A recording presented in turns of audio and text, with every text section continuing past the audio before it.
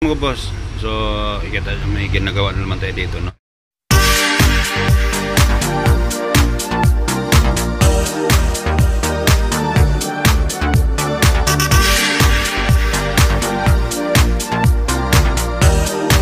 Switch ng Hyundai Starex, ano? Grand Starex, mga boss.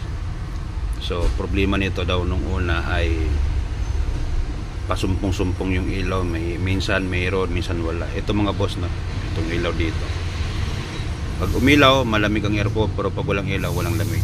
So mga boss, ito re-repair natin ito. Ayan, so marami nagbibenta rin ng ganito mga surplus, no. Minsan makakuha kayo ng mga 6.5 or 7.5, depende sa seller na makukuha nyo. Pero ito sa akin mga boss, ang repair ko dito 3.5 lang yan. So kapag surplus, pwede ulit siyang magkaroon ng problema sa problema ng luma yung switch, no.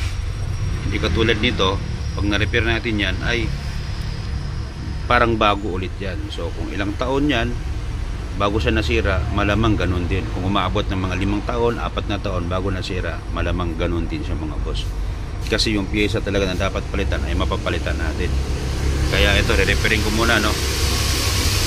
Yan. 3.5 lang po ang repair natin mga boss. So repairing ko muna to, tapos update ko kayo, no.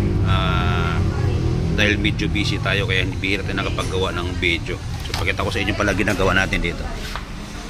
Pakita ko sa inyo. Ayan, ito po.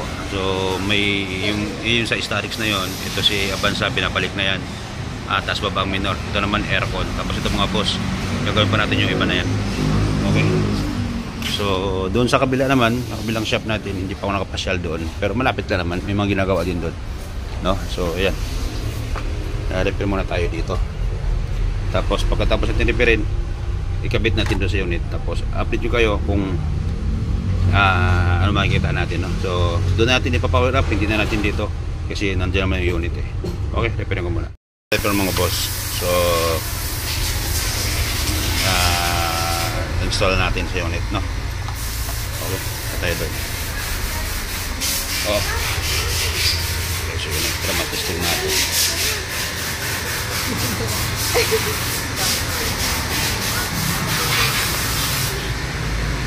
Boss, testing natin.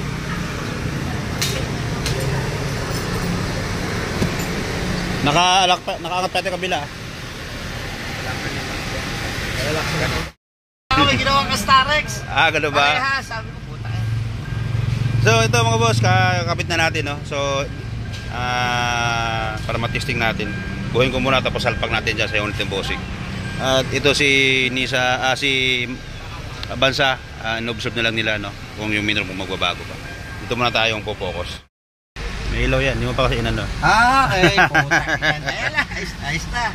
Start mo, naka-neutral ka ba? Naka-drive? Ayan, sige. Start ko na para malaman ko sige. nalamig. Oh, aircon. Yan. Easy. Tapos easy. Ayos. Yung rear. Ayos. Hindi pwedeng hindi lalamig yan kasi Kasi pag walang ilaw to, hindi siya lalamig. Oo, ayan. Ito ang wala dito sa iyo. Yan lang ang control niya kasi ayan, malamig na, oh. Another successful vlog naman yan, Brad.